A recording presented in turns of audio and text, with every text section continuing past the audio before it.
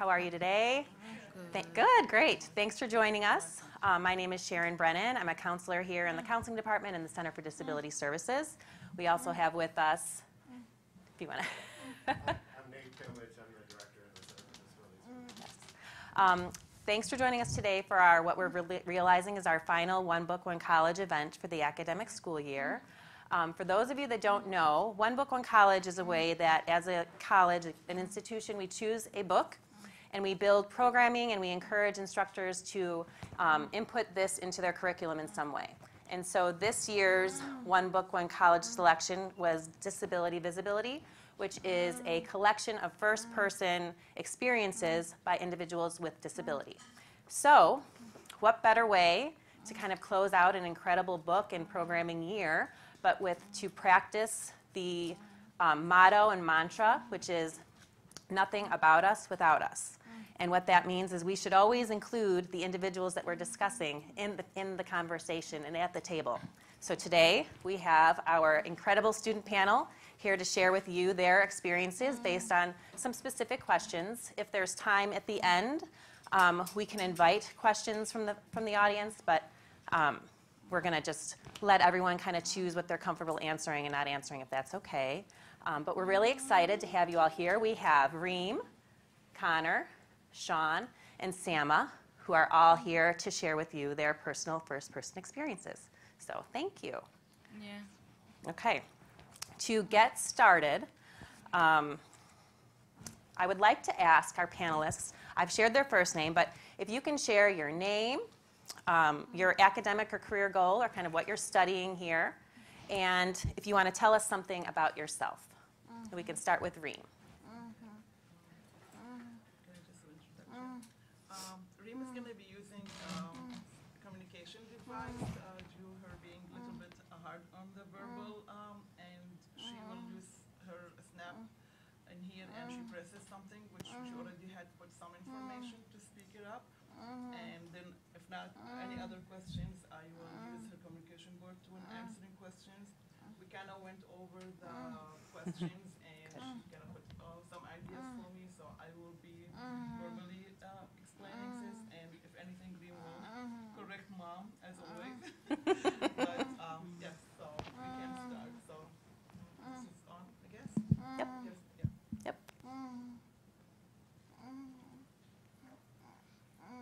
This one? Hi, my name is Reem. I am studying data entry and office assistant at Moraine Valley.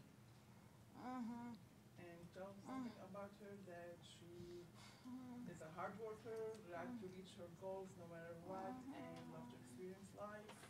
Daredevil, ziplining, street art, anything. She's up to any challenge. Great. That's great. Thank you. Thank you, Reem. Okay, Connor.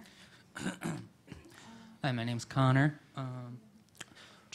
What I'm trying to study and pursue is a bit interesting. Film finance, pretty much an easy way to get into film, which is my main thing.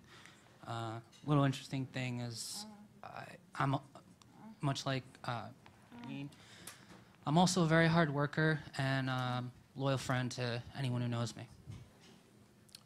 Hello, everybody. My name is Sean, Sean Fye. I'm studying journalism here at Moraine. My major is journalism. My minor is political science. I'm the political editor here at Moraine Valley for our student magazine Velocity, and I'm looking to transfer to, move to Chicago in January. Hi, my name is Sama Youssef. I'm studying journalism here at Moraine Valley, even though I haven't declared a major yet. And my career goal is to be an author, and part of that is setting up my own website where I post fiction stories. I'm the vignettes editor at Velocity magazine, and I'm hardworking, creative, empathetic, and I really like toll drama too. Drama. Okay. Thank you very much for introducing yourselves. And we appreciate you being here and sharing more. So the next, The next question, if you wouldn't mind, and again we can start with Reem, share with us some of your best experiences on campus.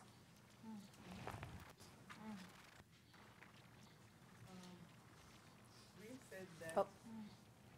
Reem? Is it on? Reem? Silly us. Testing, testing. There it is. On? Oh. I could use this one, I guess. I'll use it. Hello?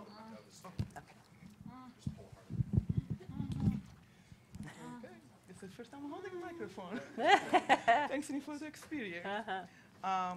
So Reem said her best experience was finally being in person in class on campus after online classes for about a year and a half. So she was excited to be in person. Other exciting things was some of the PTK hallmarks at the school and doing an internship at the school this semester. Great, very good, very good. Those are some great experiences. I hope everyone enjoys being in person. I know we're happy to have you in person, especially today. Okay, Connor, would you like to share? Yeah. Honestly, main best experiences I've had here is just making all kinds of friends, especially at the gym. Definitely a big community here for those who really want to stay fit and stay healthy. Thank you, Sean. I'd say my best experiences here are probably with the magazine, Velocity. I found out about it from my math professor at the time, and I didn't even know it existed here. But ever since I joined it, I'm political editor now. I've met great people. I've got to do panels like these, and yeah, I've just had a really great time, and I've got to meet so many cool people and practice my craft in writing. Love it. Great, thank you. Right. So share with us some of your best experiences on campus, Emma. I think there's two of them. The first one is my first in-person class with Eric DeVelli, because he's a great professor and he's encouraging, tough but encouraging, and I learned to express myself in my writing and I make some good, and I had good supportive classmates.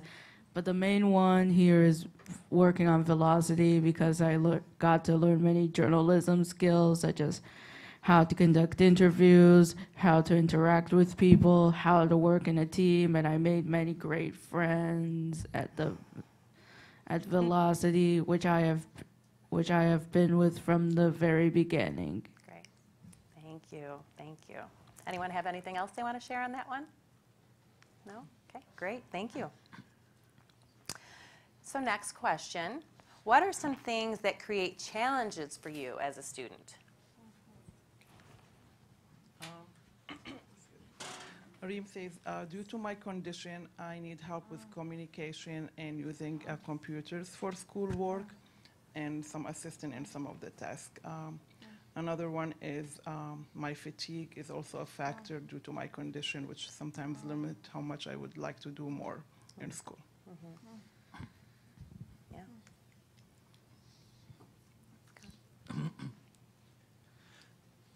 Yeah. Some things that are challenging for me on campus is mainly anything that involves vision. Like in classes, whenever professors don't repost the notes online, because it takes me a while to jot down notes or use like light colors or any small font, really makes things a bit more challenging because it takes me longer to write things down and stuff like that. Okay. I feel like sometimes, at least for me, the disabilities I have, you can't really see them. So I think professors, while I've had overwhelmingly positive experiences with professors, I feel I've also had some that have not been so positive. And I think sometimes there's just a lack of support in the classroom. And I think that's something that could probably be worked on. Yeah. Yeah, I agree with Sean a lot. Like I an invisible disability, which means that people, classmates and professors might not always know or understand what I need from other for accommodations. Yeah. And constantly thinking about how other people like, and I also get distracted easily. And also, so I have a lot of trouble focusing on one subject.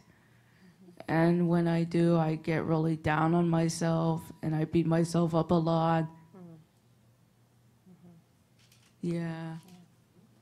Thank you all for sharing that. It sounds like a common thing too is the having to explain it, right? And the differential of experience and trying to ask for what you need, which is difficult if you are hitting a situation where you're not feeling heard or seen. Okay, so thank you for sharing that. Thank you. Right. So the next question, are there any common misconceptions or misunderstandings that people have about you? Because of me being nonverbal and of my muscle tone, people usually think that I am not smart or I'm not able to communicate with them. And a lot of people just talk to my mom about me, even though I'm present, instead of talking to me. Some of that sometimes like it's hard to explain to them, and things take a lot of time for communication. So I've seen some people just try to kind of end the conversation where like I'm still trying to speak up. Right. Thank you. Most misconceptions really just kind of come from like family members. Main thing really is just kind of like going back to that whole thing about disabilities being invisible. Just a lot of challenges of explaining it and people understanding that it's real and it's there.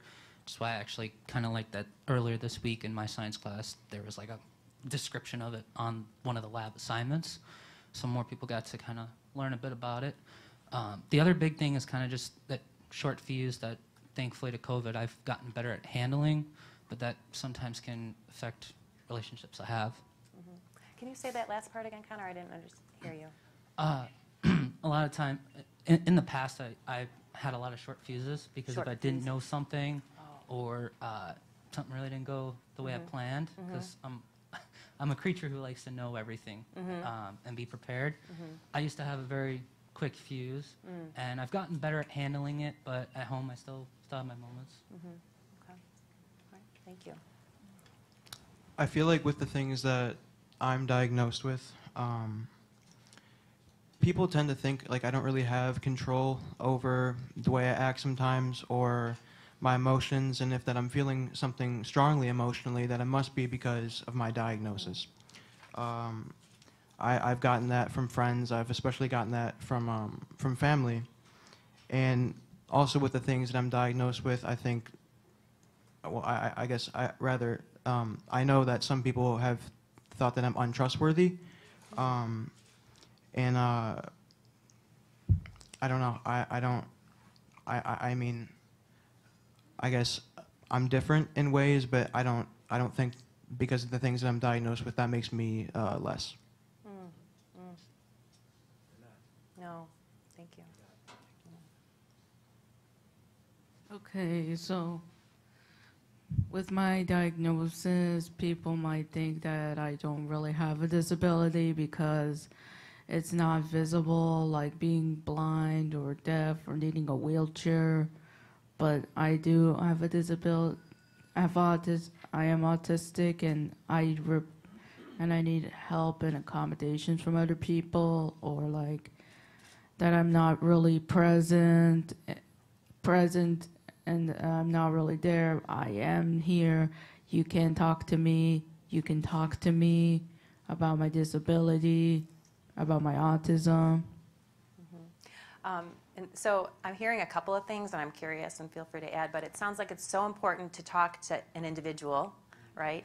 Not anyone around them, or talk to them, whether it be about a question you have about them or just a regular conversation, to be talking directly with that individual, and to recognize that I think everyone has a bad day, or everyone has like large, big emotions at times, and we need to be mindful that just like we don't want somebody presuming a reason why that's behind ours, we don't want to do the same thing to our friends and our fellow students and just anyone in general. And so it's really, I appreciate you sharing that, because I think that it makes us all kind of call into question, as we're listening, like, have I ever done that? Is it something I could do better? Maybe it was something done with an unintentional, not intentionally meaning to harm or hurt someone's feelings, but it can so easily do so. So I really appreciate the honesty. So thank you. Right. Right. Right. Love it. Okay. And feel free to share many things or examples with this, because I feel like this is really a big, important question where you get an opportunity to do a shout out for yourself, and it kind of ties in with the last question. So what do you want other people to know and understand better about you? You have some more stuff. Just the same. We've just said, just feel free to come up. I'm sorry. Just feel free to come up and talk to me as any other able body. I'll take some time to communicate with you, but I can answer any questions. I'm open, and I don't get offended if you don't understand. I can explain, but just give me the time to do that.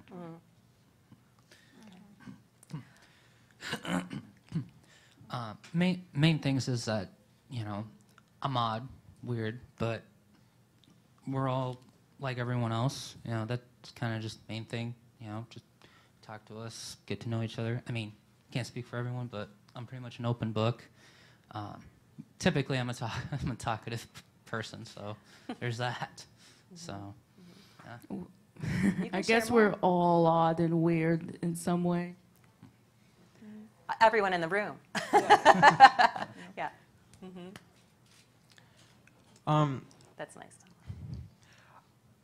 I feel like sometimes, even though it might not be obvious, it might be harder for me to do certain things, especially when it comes to things like school and work. It might take me extra time, it might take me extra steps, but I'm still able. I can still do it on my own. I just kind of need that understanding and that allowance. How about you, Sama? Okay, so I want people to know that I'm here, that they can talk to me about my autism, and that I care about other people. I'm not just stuck in my own world. I want to help other people, even if I have a hard time expressing it. And then I feel strongly about many issues, and it's not just due to my autism, because I'm a caring, empathetic person. Yeah. So if you don't mind, I thought of a question while you were all answering. And you kind of touched on this a little bit, Sean. So in the classroom, when we're talking about what are things you want other people to know and understand about you, accommodations that some students receive, they might receive the same accommodation, but it might look very different. And I think sometimes there might be a misconception or misunderstanding about what the accommodation does for you. And so you don't have to share any specific accommodation, but I'm wondering if you can share your experience with how those help you and what they provide for you. It looks like you're ready to go, Connor. Go for it. Yeah, I've dealt with this with many classes. Nate kind of knows a little bit of it, and he's like, well, if they don't do a one-on-one with you, you can always just do it anyways. But the main thing is a lot of times you turn in your accommodation letter and you kind of think you're all good and everyone's on the same page. But most of the time, either you don't really hear anything, or some of those accommodations, I wouldn't say aren't necessarily met, but aren't seen in the ways that they should be. And half the time, I kind of have to bring it up almost before like a strong emotion comes up half the time. And then they kind of, sometimes more or less in the beginning of my time at Moraine, it was after I reacted, and then they're like, oh, well, this and this, but then I'm like, here's why. Yeah. And I've tried to I've tried to get better at explaining it, but yeah, there's a lot of that like disconnect. Right. It's a real important relationship, it sounds like, between you and your instructor, and ongoing communication. And it's a work in progress. I think we're all working on ways to communicate better, right? Still am. But this is something that kind of comes up for you, and you have to re-navigate that with every new instructor, every new class, and maybe every different assignment requires something different. So appreciate that. Thank you. Did you want to share anything? Yeah. Thanks, Sean. I guess for me, the accommodations, I guess I've been lucky with the professors that I've had because they have been very accommodating. The experiences I've had have been very good, and in many ways, it's allowed me to be vulnerable in some situations with my professor when I probably wouldn't normally be. And even if I'm not using the accommodations, like just having them and having the professor know that they're there, that in itself kind of provides comfort, even if I'm not directly utilizing the accommodations all the time. Okay, great. Thank you. Do you want to share? Yeah, my accommodation. I want people to know that my my accommodations really help me and are kind of necessary and me being successful in Marine Valley. So, and like my mom, like having an assistant and being an extra time for class, for tests. I'm really glad to have instructors who understand and are willing to provide those and understand what I need. Yeah. But of course, you need to speak up for yourself and that, so that they know what you need in the first place. Yeah, yeah. And so the common theme is that it's about what you need, right? It's about what you need to be able to do your best, and to be able to put forth the same as everybody else. How is it, would you mind sharing how is it for you? What's it like to having these conversations? Is it hard for you to talk to an instructor about something specific? Do you prefer to do it in email or in person? And, because that's something you have to do regularly, right? Yeah. And, I'm sorry, Reem, we didn't get to you. Do you have specific things you'd like to share before we move on about things that help you in the class and why they're helpful?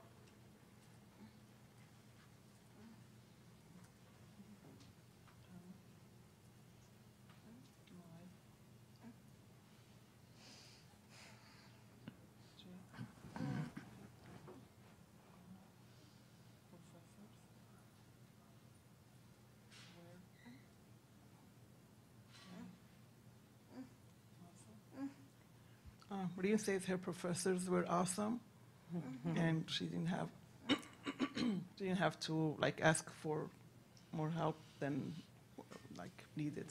So That's good. the accommodation letter really covered what we had in there most of the time, and I think I might add something if you remember, Reem, early in the class, it was keyboarding, and there, even though the accommodation required this, because it was all an online class technology, so it was hard for Reem to get to certain type in a certain speed, and it stops. And her professor, Kathy Predel, went above and beyond. That's the word she wanted to say, to actually reach to the technology persons and even to the classes itself, to make sure that they can eliminate this step for her, so it's not frustrating, because if she didn't get it in a certain second, it would make it a mistake or stop it. So yeah, she went above and beyond, calling and learning more how to get to that accommodation, even though it wasn't required or some. But yeah, so she's wants to thank Kathy Predel, her guidance through all this process of the classes, that she really went above and beyond to accommodate her needs. That's great. That's so great. Anything? It's good? Okay. Great. Thank you. Very important. I'm glad we didn't pass that. Thank you. Yeah. Thank you. And so now I forgot the other question I asked because I was just so immersed in your answer. Do you all remember what it was? Oh, about talking, having to do these these ongoing conversations. You know, how is it for you? And, you know, that self-advocacy piece and talking.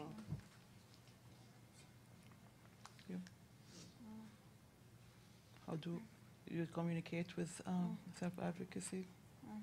Speak up. Like which one? Usually we just turn in the letter through email, like through the professors, and we never had a problem, like, you know, have to explain anything. Okay. Yeah. So your preference is an email rather than like in person, or both?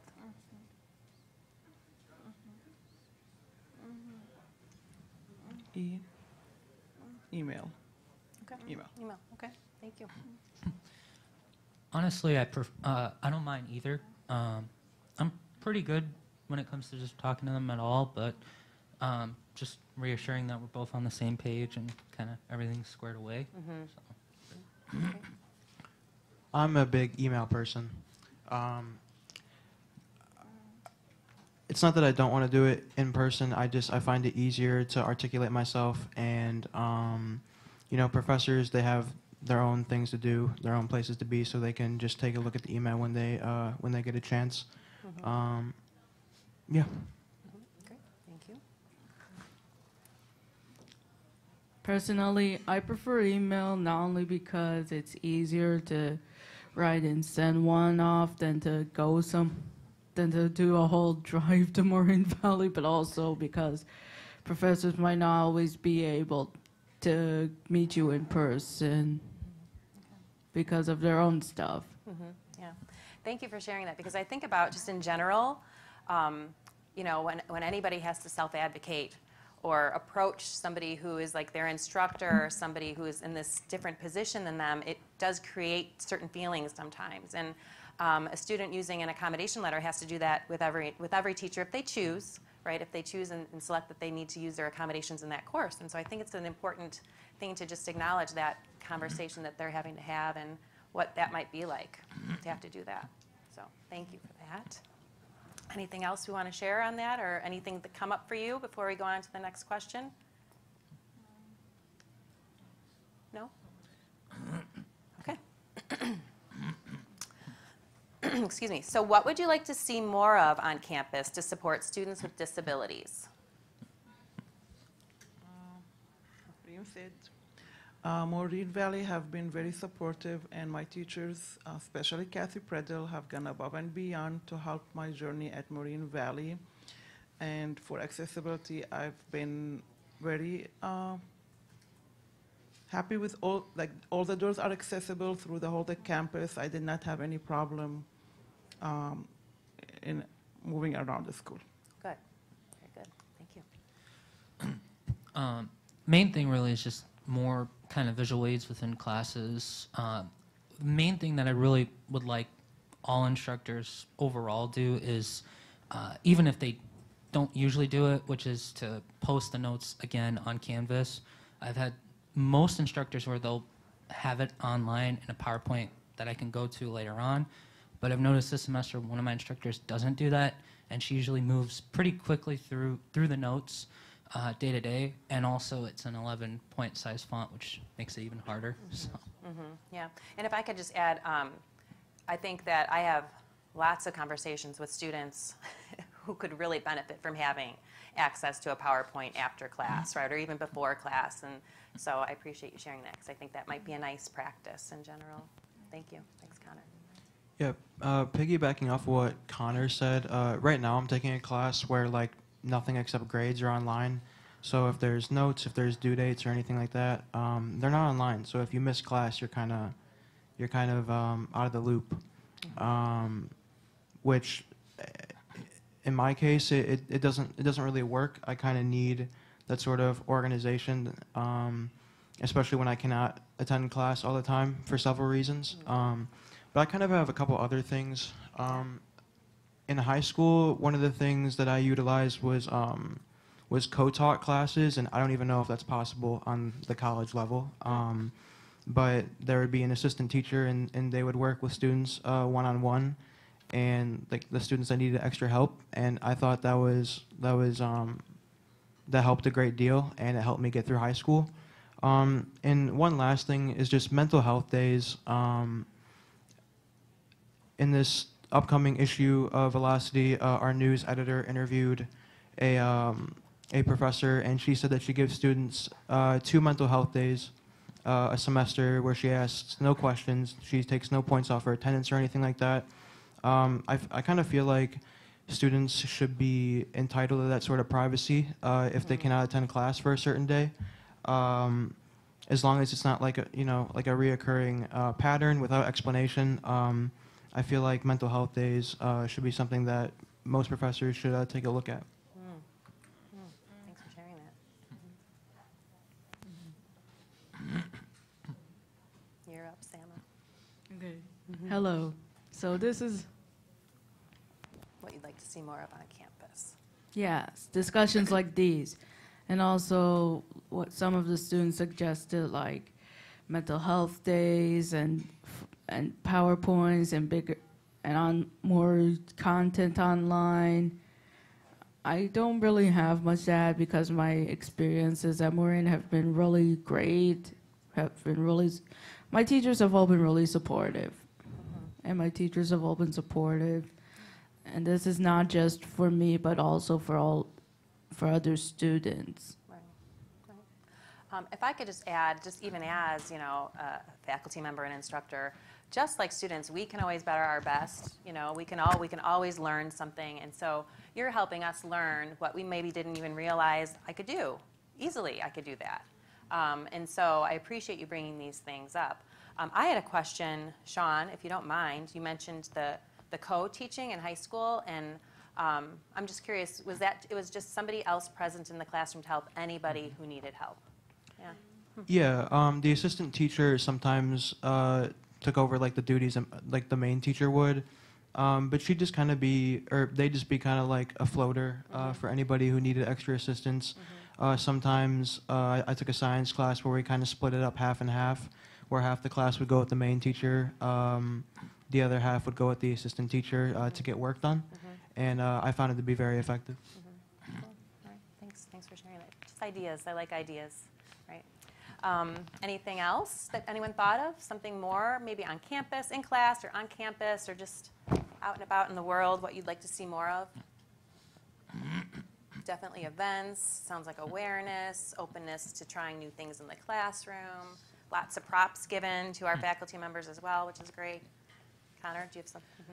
No, just kind of a lot more of what he said, basically. Okay. I wouldn't say necessarily that I miss like the co-teaching, but it did help on occasions to have just another person there just in case. Yeah. Also, I think now more than ever, like I don't really buy that much into mental health days, but having them is a good thing just as a reassurance, and especially since now more and more people are working now, so that kind of makes it harder compared to high school where not as many people were working. So yeah. So it's also, it sounds like, just transitioning, as probably everyone could probably reflect and think, when I had to transition from high school to college or from one place to another, what is that adjustment period like, right? And what was I used to that I had that I don't have now, and what challenges does that create, or what are the avenues that I have to explore to get those needs met?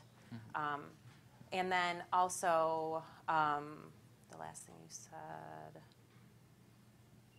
I lost it. I just get so caught up in the moment. Yeah. But I appreciate that because it's about the transition. And I think we can all understand that, and then also respect and honor how that's different for everybody and how everybody has maybe a different need and something to explore. So thank you. Anyone else want to add? No? Okay. All right. So is there anything, we can kind of start at the end, and I know I've been asking if there's something you want to add, but when we think about just maybe the need to have more of these discussions and panels, and when you think about really great conversations you've had and experiences and things that maybe left you feeling like a little bit not so great, but just in general even, is there anything you would like to share about yourself that hasn't been asked, that I haven't proposed to you, or that you've thought of and that you wished was part of the panel in general? And if we want to start, we can start with Reem. That's what you said? Okay. Reem just said that she wants to let people know that there's always a way to find and meet your goals, even it take longer time or harder, but if you keep at it, you will always, oh, sorry. Did you guys hear me say it again? Okay. Thank you. Reem says that there's always a way to find and meet your goals, and it may take longer or harder, but if you keep at it, you will always reach it. Yeah, right. Yeah, there's like she have a saying, think out of the box. Like we, as her schools and what we notice like in high school, like sometimes like they just go by the book, if you will, and but not everybody meets the standards of those steps that they want to go through, and we had to fight and find another ways of to meet some stuff. So that's what Reem says, like always try to find another way, even though it's not been done before, doesn't mean it can't be done. Yeah, like let's find ways to blur and erase those lines that Yes, make us feel like in the contained. yeah. Yeah, that's great. Thank you. Thank you. Okay. Nothing really that kind of comes to mind. I'm sorry? Nothing that Nothing really really? comes Okay. to mind. Feel free to add if something does. Sean? I'd say the main thing is that I'm a person, I'm a normal person just like anybody else here. I think like I've had people who have been shocked to learn that I have disability, and I think that kind of says something about the way we kind of picture somebody who's disabled in our minds. And somebody who is disabled can look like me or anybody who has an invisible disability, and we're just normal people like anybody else. Thank you. Well, I have something that I have a personal story that I want to read. Go right ahead. Thank you. It's Tuesday, and I'm at my job as a nursing aide in a senior day center. I've been coloring with the seniors for several minutes, and I'm already getting tired of the task. My mind goes to stuff that I prefer to think about: told drama, my story ideas, and my college class this afternoon. Soon I start getting agitated, wondering what the whole point of this job even is. My stomach feels funny, my thoughts are racing in a negative direction, and I want to just get up and leave now. Then my coworker turns on the music, the same classic rock that all of the seniors like, and it's the last straw for me. Glad I could make you laugh. Keep going. I get up and storm over to the sitting area, screaming about how much I hate my job and everyone there. Then I get on my phone and start reading political stuff, shirking my duties for the rest of the day. Silly me. That was a long time ago. This is what it's like to be me on a random Tuesday. I have autism, which causes my brain to be wired differently from most other people's. For me, it means that I can absorb information much faster than the average person. This trait is an advantage for my creative abilities, as I have many more facts and stories to draw on for my own pieces. However, it also means that I get distracted easily, like when I'm supposed to be doing my schoolwork but a new story idea pops into my head. I also get very anxious when things don't go the way I want them to. It could be a change in my schedule, or not getting the results that I want, or just being in a bad mood. When that happens, my thoughts quickly jump to outbursts, racial slurs, running away, screaming and crying. You get the drift.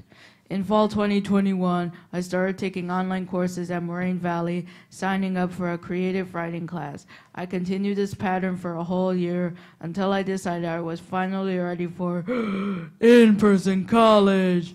That worked out well for me, thanks to my mama, who devoted part of her time to being my assistant in order to give me guidance and emotional support. I was lucky with my first in-person class, as it was a creative writing course led by Professor Eric DeVilli, who was supportive and understanding of my needs, and I had great classmates who all helped my writing skills flourish.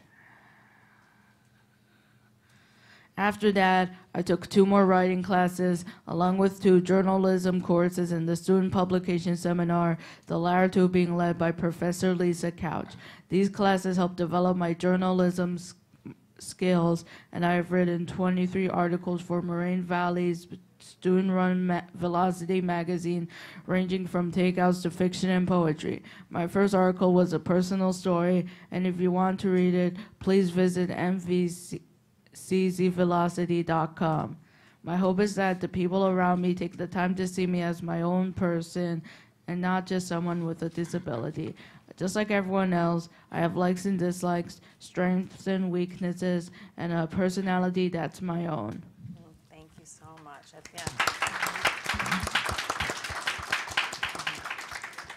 Thank you all for really sharing personal items about yourself, information, helping us think about ways that we can help, ways that we can do better, and things that we do well enough already, which feels good. And just welcoming us into your world and your perspective. We really appreciate that. And if it's okay, we can just we have probably a few minutes, right? We can see if anyone in the audience has any questions or anything they wanted to share. Would that work for everybody? Okay. Reem, is that okay with you? Is that good with you? Thank you. Okay.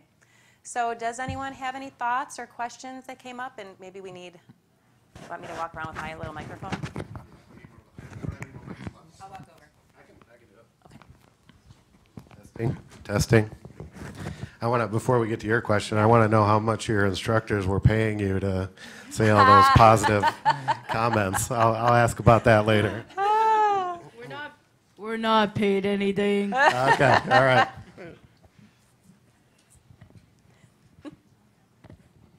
Hello, this work? Yep. Okay, great. So just something that I feel like I've kind of it felt a little more personal is I myself have a very small handful of what do you say, invisible disabilities, or I don't remember how you worded it exactly. One of which being Asperger's syndrome, or just another form of autism. And it's funny because I was diagnosed with that just kind of a year before COVID broke out.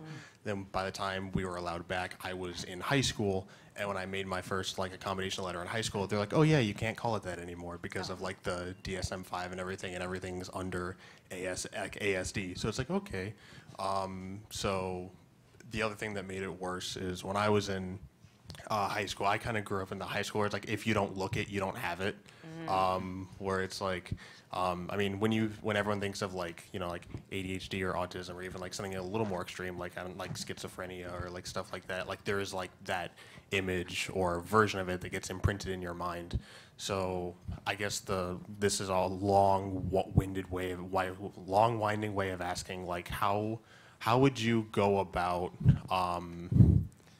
kind of showing that the name might be the same, but the experience is different. How would you show that to people, I guess? So your question is for the panelists, how would they show how they're different, how they're... Yeah, kind of how the differences? You're right, the many differences of the same disability, I guess. Right, so someone with... That was a long way of asking that. Well, and thank you. You shared a lot of your personal information too, so thank you for that, and I appreciate your vulnerability and your honesty. So it sounds like many people can have the same disability label and title, but it doesn't look the same. It doesn't reflect the same. It isn't the same for each individual, and they don't need the same things. So would any of you like to comment on that? Yes, Connor. Thank you. Exactly. A lot like what she said about, it may have the same title and everything, but it will look different for each person. The main thing is really just communicating, and if somebody's unaware or doesn't think a certain way, or if it doesn't meet a certain area, just kind of explain and be able to be like, this is me, this is who I am, but it also doesn't define me, and then you can always kind of just segue into something funny or something that they can relate to. Okay. Thank you. Yeah, Sean. Yeah.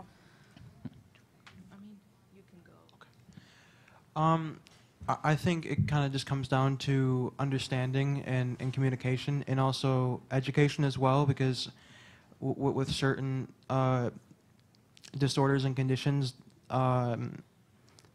there might be, under the same name, there might be different variations. Like there's bipolar 1, bipolar 2, just for example. I think for people to understand that, I think you just have to talk to them and kind of let them in a little bit. Maybe not expect them to quite understand right away, but kind of being patient with that, and eventually, hopefully, you get there. Thank you. Thanks for that. Sama, did you have anything you wanted to share? Like was Sean and Connor said, communicate with other people. Tell them that about how your unique experience with the disability, and that doesn't define you, and that you're a person with your own wants and needs and personality. Yeah. Reem, did you have anything you wanted to share?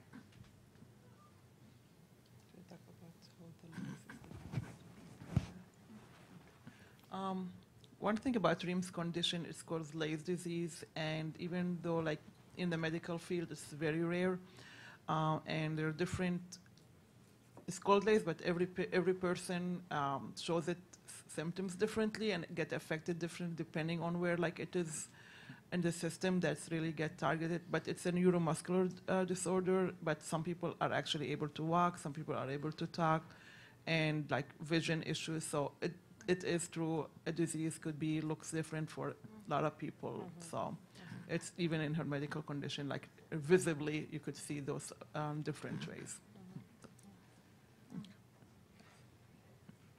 That's it? That's it. Thank you. Thank you. And so the commonality I hear, and Nate, if you want to add, is just we need to be aware of our presumptions and our bias, right? And what we assume, like when we hear something, what comes to mind right away, and then to be aware that that came to mind and to open it up, erase some of those lines that we talked about, and recognize that it doesn't look only one way, just like you're not only one way, right? Yeah, there's diversity in all of us. Okay. Thank you. Thank you for that question. Anyone else have anything they'd like to ask? Okay, send over. Nate's coming around for you.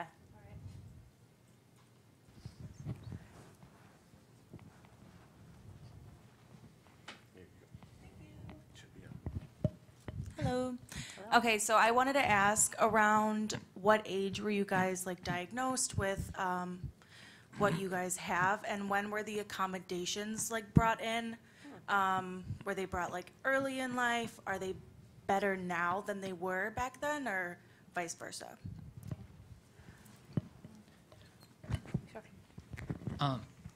That's a great question. When I was really little, it was hard to tell, but thankfully my mom had me get tested for multiple things, ADHD, autism, the works, and eventually they clarified it as development delay and myopia and many other vision disabilities. Although my father disagreed on many things, but it definitely helped. Although I would say things are, I guess, somewhat better than they were then, because throughout the years and many different IEP meetings, which I don't know if I would say that I miss them in the sense of, I guess I miss them, but don't miss them because my mom had to be there. But I miss them because I learned so much, sorry, and even more about the different disabilities I had, and some that I didn't even knew that I had until like weeks leading up to that type of meeting. So. Okay. Interesting. Thank you. So I'm still in the process of getting diagnosed with everything. For me, it started when I was 15. I'm 20 now. It hasn't been that long, so I can't really speak to the accommodations if they've gotten better or worse. I know getting the accommodations, and when I was in high school, getting the IEP and everything, that was a process. So I think maybe that could be tightened up, make that more efficient. But Yeah, overall, it's been a little under 5 years for me. So, and still getting diagnosed with stuff now. I got some new diagnoses in December. So, Anyone else like to add on that? I was diagnosed with autism around between the ages of 4 and 6. I think that getting the accommodations I need is much better now than than when I was younger, because I can now advocate for myself and understand my needs. And my IEPs didn't seem too well suited for me. So do you feel like they're better, you're getting better Yes. accommodated now? Yes. Got it. Yes. Okay. Yes. It's a process, thank you. And Reem, you wanted to add something as well? Okay. For Reem, Reem was like bored, no complications, nothing really, until about, I think, little signals, if I remember right, like the doctor would say, oh, it's just cyclic vomiting, she'll get over it. Little nystagmus in her eye that, oh, she'll be okay, it's just her brain, like we did MRIs when she was like about a year and a half or something. But otherwise, she had all the milestones, so speaking, walking, running, talking, eating, everything normal. I think about kindergarten when she started like losing some of her skills, like, walking with, like she would tip more, or so some of that process started around that age for Reem, and eventually, as you can see, like, she lost the ability to walk independently, and we turned to wheelchair and now power wheelchair. And to be diagnosed, we had actually fly to Atlanta to do a fresh muscle biopsy on her, and it is such a rare thing that's, I'm talking maybe like in kindergarten, so like, she was 5, 6 years old. For the 3 years that we're trying to find what's going on with her, right, we are seeing those signs moving, they weren't able, but in Atlanta we did a fresh muscle biopsy, and they came with something called mitochondrial disorder and with Lay's disease. And since then, it's a degenerative disorder, neuromuscular, so as, with age, every cell get affected. And the accommodation had to go as her degenerative disorder, processed and advanced, that everything have to be. So it's always was like, okay, this year she needs more of that, this year she needs more of that. And for the most part, the schools were very accommodating. We got lucky, the only thing we had problem with at some point in a school where they just really didn't understand, she wants to be a typical student and just get a regular high school diploma, and they were pushing for just like a certificate and just finish your classes and move to transition, and she refused to do that. And we had actually to get a lawyer in and explain, this is what I'm think out of the box. Not every student in a wheelchair have to be like, okay, move to transition and transition. So eventually Reem did stay in school the whole 8 years and finished the requirement because of her needs. She couldn't take a full school day. So that was their goal, and she did. She finished her high school diploma just like everybody else, and we're moving on to college. It's also been very accommodating. So for us, yeah, the accommodation were always like a step by step. Every couple years we have to add more and ask for more, and the only really trouble we had is just for them to understand that she wants to do it as everybody, even if it takes the whole 8 years that they worked out. Thank you, yeah. And more. Thank you. She wants to add something. E, V, E, every, D, A, every day is a blessing. Every day is a blessing and an experience for her, so we can't complain. Great. Thank you. Thank you.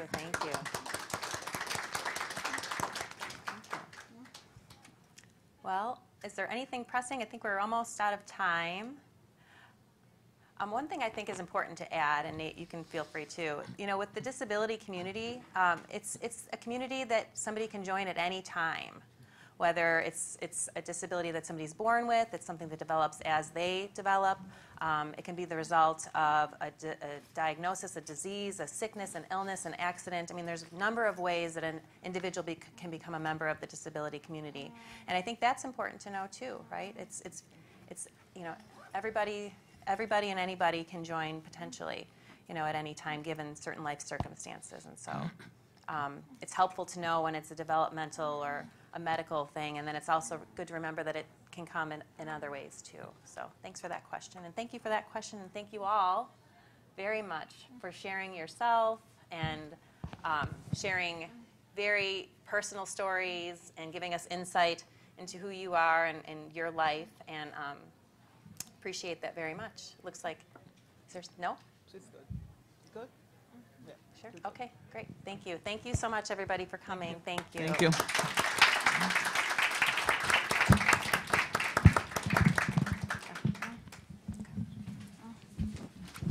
All right.